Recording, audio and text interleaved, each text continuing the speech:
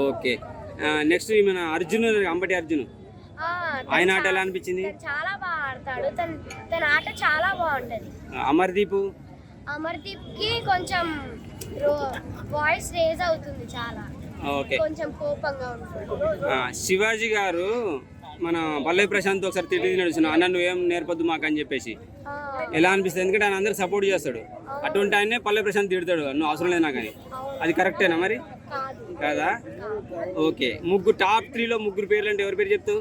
పల్లవి Prashanth, okay. 1 Priyanka, 2 Shivaji. Shivaji. ముగ్గురు. అచ్చా, యావర్ ఉంటాడంటావు 3లో?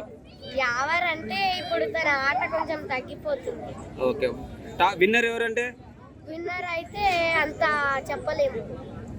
శివాజీ కానీ పల్లవి ప్రశాంత్ కానీ? శివాజీ అయినా, పల్లవి ప్రశాంత్ అయినా, ప్రియాంక అయినా. ప్రియాంక. ముగ్గురిట్లో ఒక్కలే అంటే?